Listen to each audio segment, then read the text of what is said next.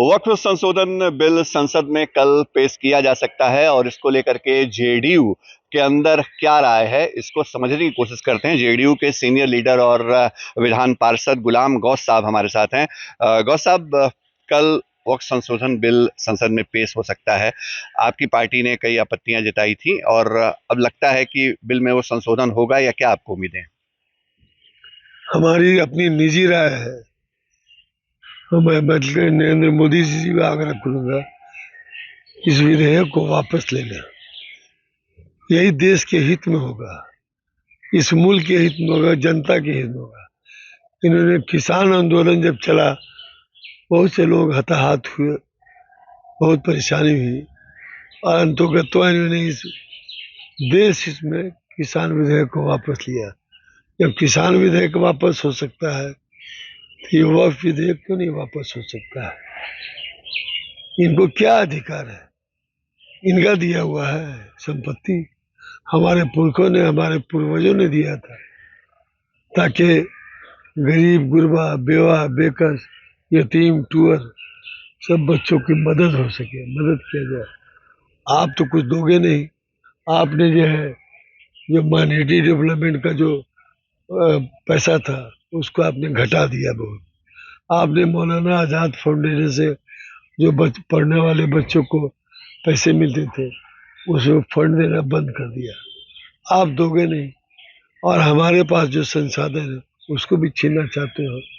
आप देख लीजिए, बिहार में ही जितने अल्पसंख्यक आवासीय विद्यालय खुल रहे हैं, 2 जगह तो खुल गया और 16 जगह काम चल रहा है, कंस्ट्रक्शन हो रहा है। माननीय मुख्यमंत्री जी ने पैसा दिया है, तो सारी बहुत जगह पर जमीन जो है शिया वक्फ बोर्ड, सुन्नी वक्फ बोर्ड ने भी दिया है।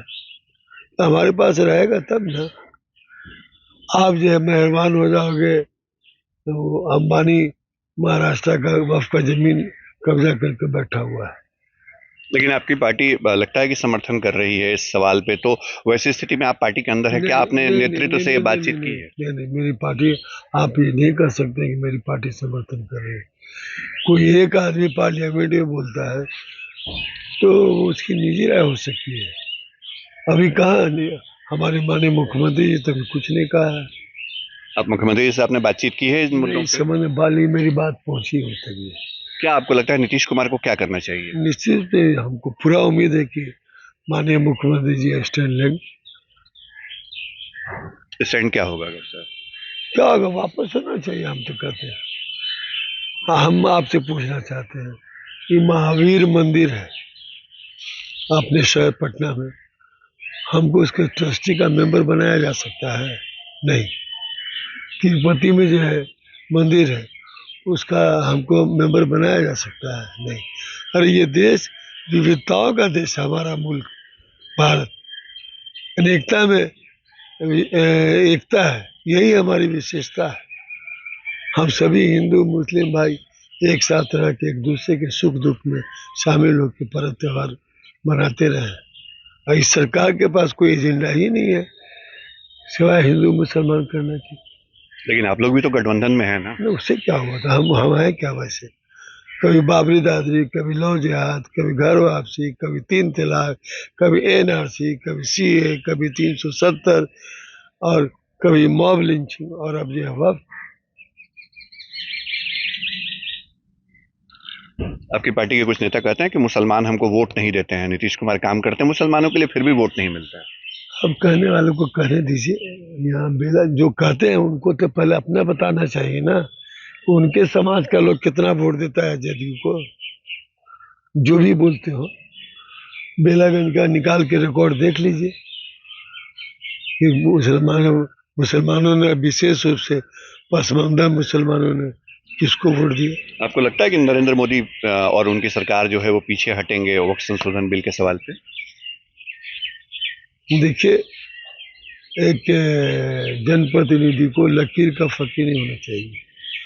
कोई भी कानून, कोई भी नियम अब जो बनाए जाते हैं, देश हित में न बनाए जाते हैं, जनता के हित में न बनाए जाते हैं। यह अड़ियल रवैया अपनाया जाता है वोट प्राप्त करने के लिए। केवल जनता को हित को देखना चाहिए। कल आपकी मुलाकात हुई थी ईद के मौके पे लालू यादव से भी, क्या इस सवाल पे भी कोई चर्चा हुई वक्त संशोधन? कल ईद का दिन था। अब हम लोग में इतनी संकीर्णता आ गई है ना कि कोई एक दल का आदमी दूसरे दल से मिलता है तो समझता है कि कहीं कुछ गड़बड़ तो नहीं है। मैं आपको बता देना चाहता हूँ, बिहार विधानसभा के स्पीकर थे गुलाम सरवर साहब, जो कांग्रेस का कट्टर विरोधी है। आप कह सकते हैं इस देश में, इस मुल्क में अगर किसी ने मुसलमानों के दिमाग में कांग्रेस के खिलाफ बीजारोपण किया, उसका नाम गुलाम सरवर था। तो लेकिन मैं देखता था कि उनके यहाँ तो उनके टूटे हुए कुर्सी पर ऑफिस में, संगम के दफ्तर में केदार पांडे आ रहे हैं, तो अब्दुल गफूर साहब आ रहे हैं, एलन मिश्रा आ रहे हैं, व्यक्तिगत संबंध होते थे।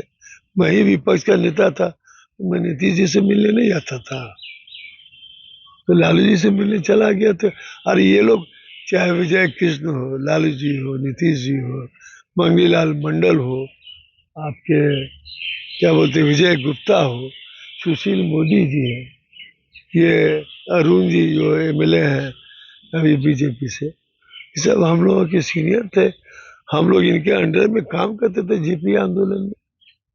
चलिए, धन्यवाद हमसे बातचीत करने के लिए। गुलाम गौस जेडीयू के विधान पार्षद, सीनियर लीडर, जिन्होंने वक्फ संशोधन बिल को लेकर के अपनी आपत्तियां जो है वो जाहिर की हैं और कहा है कि सरकार को अड़ियल रवैया नहीं अपनाना चाहिए लोकतंत्र में और ये बिल, संशोधन बिल, वापस लेना चाहिए। सभी कैमरा पर्सन नदीम आलम के साथ शशि भूषण, आज तक, पटना।